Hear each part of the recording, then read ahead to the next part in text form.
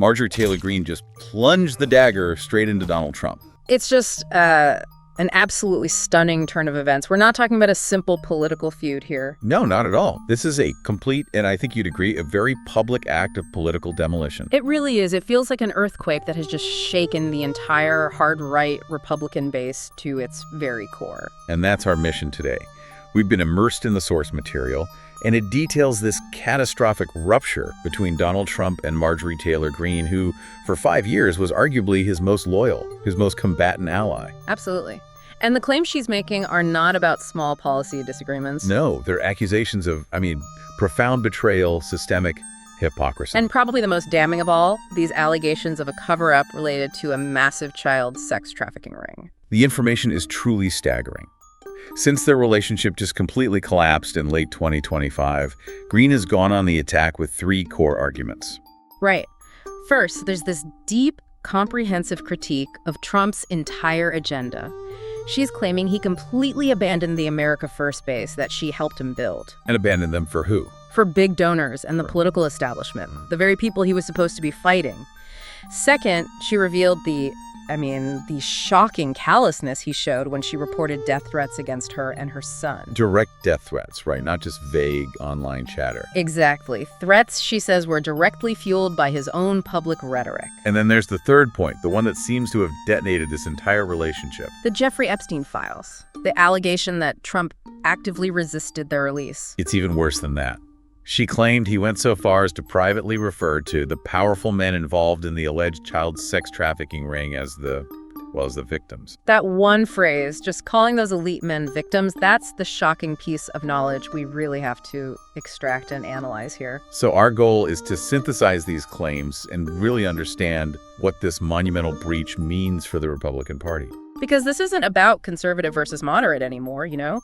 This is a deep look into the transactional nature of loyalty, compliance, and frankly, fear within the political machine Trump built. Okay, let's unpack this seismic shift. And to do that, we have to start at the beginning, with the sheer depth of the alliance that just shattered.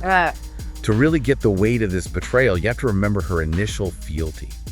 For years, she wasn't just a supporter of Trump, she was a political extension of him. She was the embodiment of that combative, anti-establishment, conspiracy-tinged politics that really animated the hardest right wing of the party. She was his megaphone. His dedicated megaphone. The sources consistently call their relationship a formidable alliance. She built her entire political identity on championing Donald Trump. She did. She was constantly wearing the red MAGA hat, often literally, and adopted that confrontational style that gave her so much political currency with his base. Her devotion was so complete, she actually called him the father of the America First movement.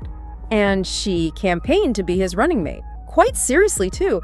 That desire to be on the ticket, to be his vice president, it just speaks volumes about how deep she thought that bond was. And it wasn't just words. The data backs it up. She had a reported 98% voting record alignment with Trump's positions. 98%.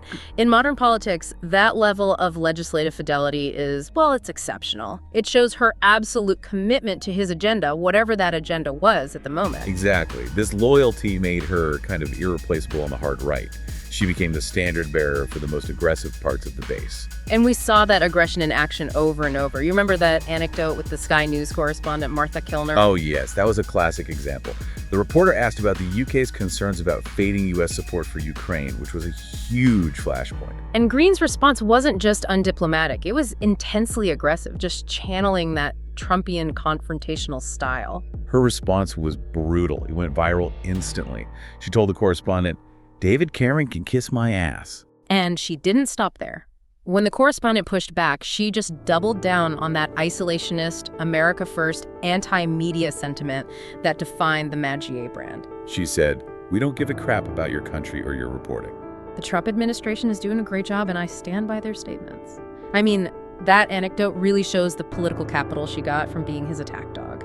She became famous because she was willing to embrace that no-holds-barred combativeness. And that context is so critical because this rupture wasn't a slow drift. It was a sudden, violent break over one single morally charged issue. Right.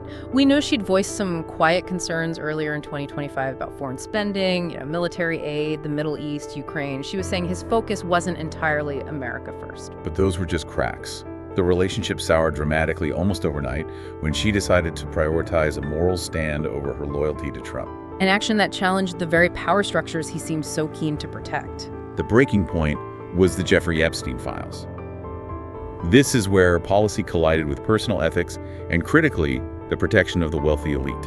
And MTG made this remarkable decision to stand publicly with Epstein's victims. But more importantly, she took a huge political step. She joined Democrats. She joined Democrats in signing a discharge petition, a rarely used legislative tool, to force a full House vote on the immediate release of all the files related to the case. And that move, crossing the aisle to force transparency, that was the match that lit the fuse. It was. Greene claimed the text messages she sent to Trump specifically about Epstein were what sent him over the edge. This wasn't about a spending bill. It was about publicizing the actions of powerful, wealthy people. A direct challenge to the very elite class Trump rails against in public, but according to her, protects in private. And Trump's retaliation was, it was immediate, and it was designed for maximum political damage. Starting in late November 2025, he didn't just ignore her. He used his biggest platform, Truth Social, to publicly execute her political career. He called her a ranting lunatic. Wacky Marjorie. And he claimed all she does is complain, complain, complain. These were deeply personal, cutting attacks meant to completely delegitimize her with the very base she'd spent years building. The sources confirmed this led directly to her resignation announcement. She made it very clear she was refusing to be, in her words, no one's battered wife. And she cited the one word Trump used that broke the relationship for good. He called her a traitor. A traitor. She said that label was one of the most hurtful she had ever received. It confirms this split was intensely personal. That's such a critical insight into the Trump political world.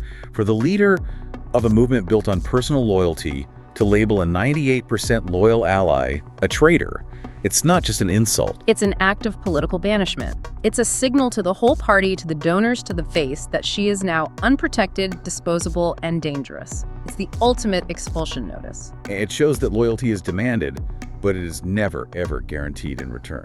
Which leads to the big question, why?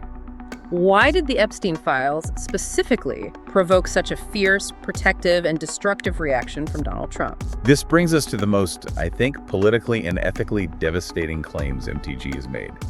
This is where she talks about what she called the Pedo Protection Program, or PPP. And that claim implies not just a political disagreement, but an intentional cover-up of systemic child trafficking to protect the elite. That is the central, profound accusation.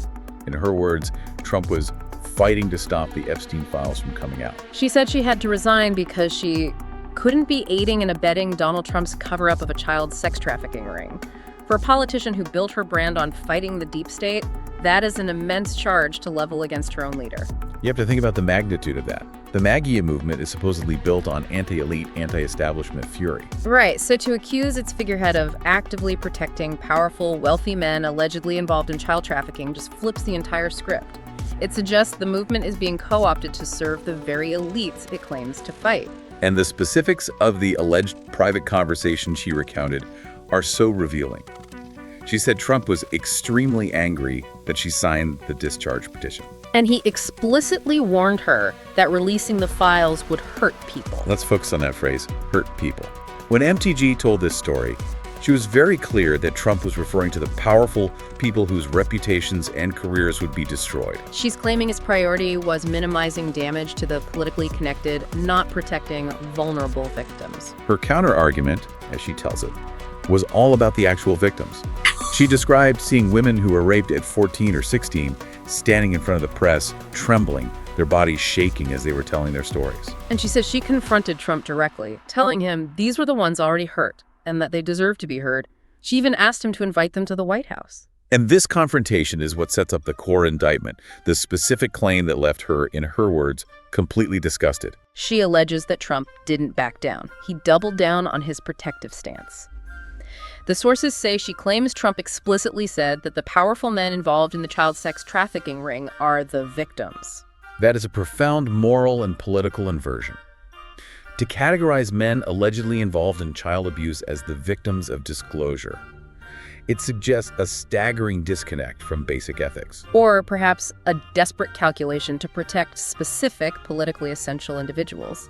It really speaks volumes about the priorities at the top of that loyalty structure. If the choice is between transparency for abuse victims and protecting powerful, probably donor-class figures, the sources suggest Trump's instinct, according to Greene, was to protect the powerful. For MTG, who built her image on fighting corruption, that was the ultimate betrayal of the America First principles. She had to decide. Was her loyalty to Trump or to the stated principles of the movement? She chose the principles, and that led to the immediate rupture. And it's important to remember this wasn't just some private internal battle. The public and legislative pressure on this was overwhelming, and it forced Trump's hand. Right. The legislative context is key here. Thomas Massie and others supported the Epstein Files Transparency Act when it came up for a vote. The results were staggering. It passed 427 to 1 in the House. And then it just sailed through the Senate, 100 to 0, unanimous. This overwhelming bipartisan demand for transparency completely isolated Trump's private resistance and ultimately forced him to sign the bill into law. The fact that the entire legislative body, with virtually no dissent, demanded this while the leader of the GOP was, as she alleges, privately pushing back, it just underscores the depth of the issue. It suggests Trump was willing to stand alone against almost the universal will of Congress and the public, all to protect certain unnamed powerful figures. This really raises an important analytical point. The Epstein files became sort of an acid test for Trump's populist claims, didn't they? Absolutely. Was he really fighting the elite, or was he just using populist rhetoric to gain power while maintaining those traditional elite loyalties? Greene's testimony strongly suggests the latter. It posits that when it comes to protecting the highest level donor and power class, Trump's loyalty-first system has a moral ceiling. And MTG chose to crash right through it. That moral stand came at a massive personal cost, which leads us directly to the next phase of this toxic divorce. The fallout and the threats. Right. So after Trump's public banishment, calling her a traitor, withdrawing his endorsement on Truth Social, the sources detail these immediate, chilling, real-world consequences she faced. The rhetoric he used, which so often activates his most zealous supporters, very quickly translated into tangible threats against her physical safety, and terrifyingly against her family. The transactional nature of this loyalty system turned overtly toxic and dangerous. We have specific, disturbing details about this. MTG faced escalated threats, including a pipe bomb threat at her house and her construction company office. This wasn't just anonymous online trolling. This was organized physical threat, confirming the dangerous power of political rhetoric when it's used to delegitimize an opponent. But the cruelest part of this, as detailed in the sources, involves her son, Derek. She received direct, explicit assassination threats sent to him. And the sources highlight the terrifying specificity. The subject line of these threats contained Trump's exact words of political banishment: Marjorie Taylor Greene. That connection is crucial. MTG stated unequivocally that these threats were directly fueled by President Trump.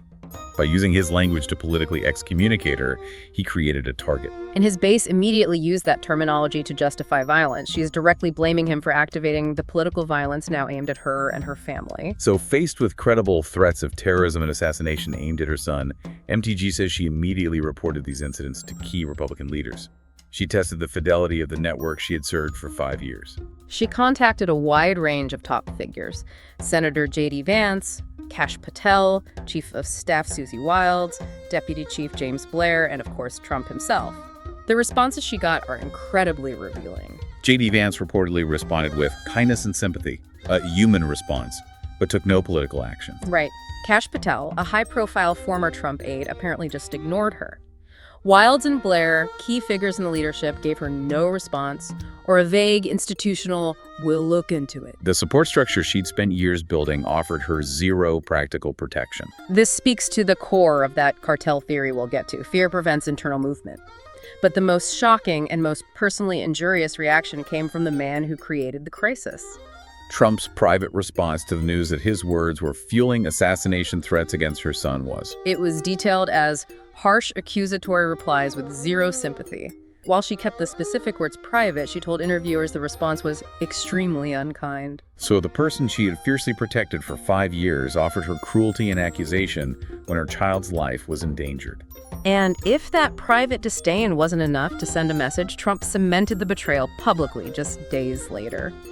When reporters asked him about the threats, he just dismissed her claims with old indifference. His public quote was a stunning display of political callousness. He said, "I don't think her life is in danger. Frankly, I don't think anybody cares about her." That dismissal serves two purposes. It minimizes the severity of the violence, and it politically isolates her, signaling to the base that she is irrelevant and doesn't deserve protection. This public and private excoriation confirmed her sense of personal betrayal. She expressed shock at being treated this way, especially given her near-perfect 98% voting record. And the fact that she had paid all of my dues to the NRCC. Right, let's give some context for that. Yeah. The NRCC is the National Republican Congressional Committee. It's the central fundraising and campaign arm for House Republicans. When she says she paid her dues, she's not just talking about loyalty. She's talking about financial support, political labor. She invested in the institutional machine. Her shock proves she thought the loyalty was reciprocal. She believed her investment would dye her protection. And the fact that it instantly dissolved when she stepped out of line confirms the transactional nature of this system. It only flows up to the leader, never down to a subordinate who's under threat. This incident is maybe the clearest example of the ultimate cost of dissenting within that loyalty-first structure. Loyalty is extracted, but it's instantly rescinded, leaving you exposed to the very political violence you helped unleash.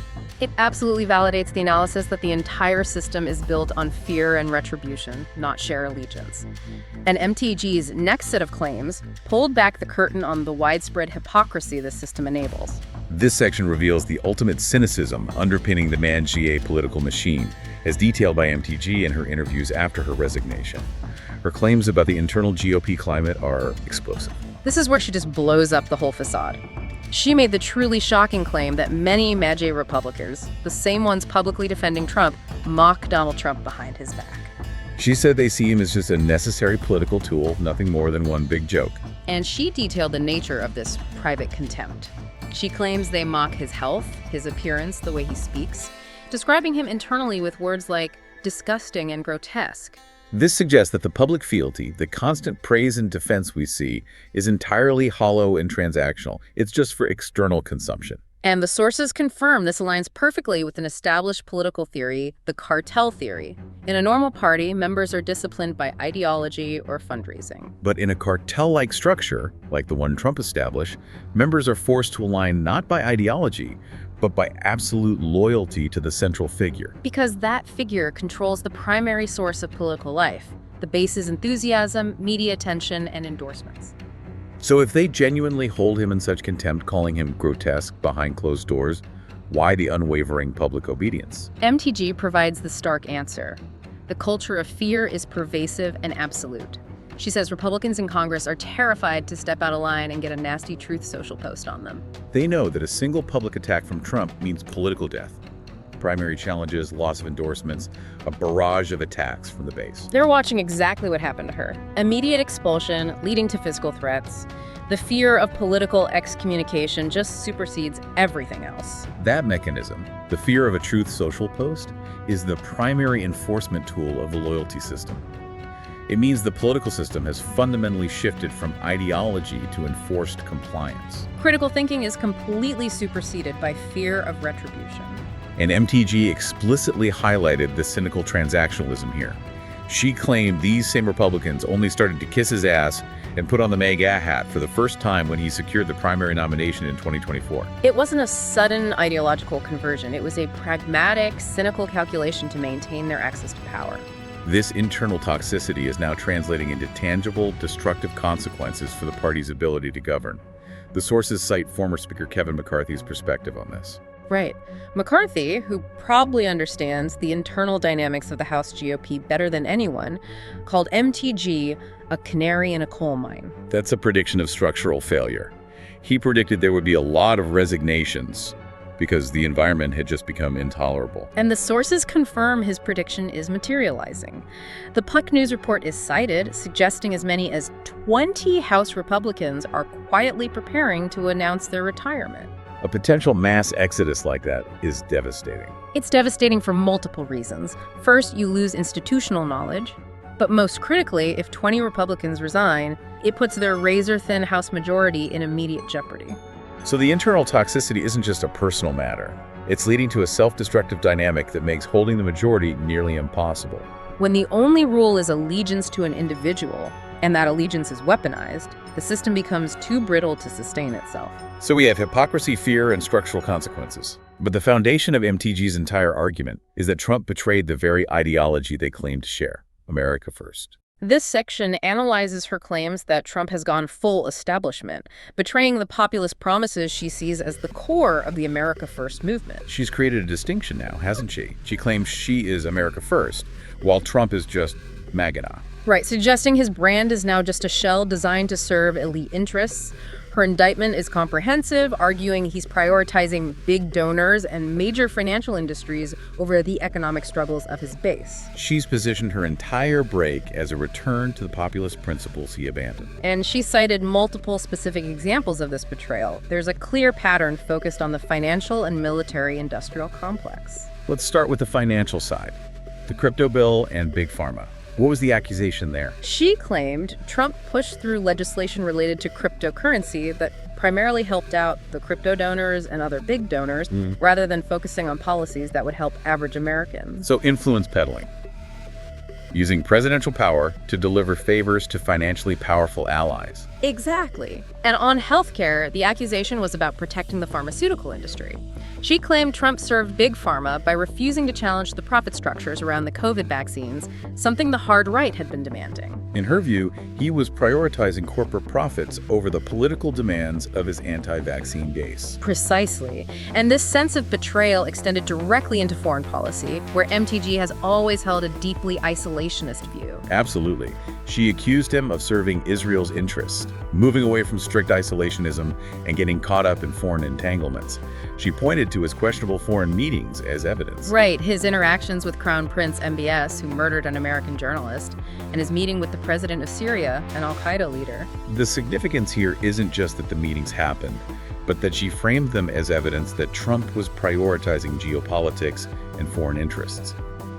Typical establishment behavior. Over the core America First tenet, which demands maximum focus on domestic issues and minimal foreign entanglement. She's basically painting a narrative that Trump used the America First label only until he needed to pivot back to traditional Republican donor interests for his 2024 campaign. It's a critical distinction she's drawing between her own adherence to populist ideology and Trump's flexible, opportunistic adherence. And this is where her break becomes truly pragmatic and focused on her constituents. The main domestic issue she repeatedly cited was the failure to address the American healthcare crisis. This is significant because she moved from a conspiracy rhetoric to deeply relatable kitchen table economics. She backed it up by uplifting a specific anecdote from a MAGA constituent. The example was a family of 4 facing a $15,000 deductible and $20,000 out of pocket for health insurance. A ruinous scenario. She called it a catastrophe and just said, we have to fix health insurance. And this desperation over affordability led her to take the most tangible legislative step away from Trump's agenda. During a government shutdown crisis, MTG went directly against Republican leadership and collaborated with Democrats to support extending Affordable Care Act subsidies. Which is an explicit legislative break from Trump, who has historically called affordability concerns a hoax and promised to dismantle the ACA entirely. It signals a fundamental shift. She realized the MAGA label alone wasn't solving real-world problems for her base, and she was willing to work with the other party to achieve a practical goal. And this willingness to be an outlier wasn't limited to healthcare. The sources cite her taking fringe positions among Republicans, like being the only member to call the Gaza war a genocide. She also opposed the widely popular Anti-Semitism Awareness Act. Her positions show a growing rift within the hard right, especially on traditional GOP support for Israel, further solidifying her new role as an America First renegade. So MTG has transitioned completely. From Trump's loyal soldier to an ideologically independent renegade, willing to work across the aisle on moral principle and economic survival, while publicly torching the cynical, fear-based hypocrisy she witnessed firsthand. If we synthesize the knowledge extracted from these sources, the MTG-Trump rupture highlights the ultimate, inevitable failure of the loyalty-first structure Donald Trump built. This system, which rigidly prioritized personal allegiance over ideological consistency or ethical principles, it just proved inherently unstable.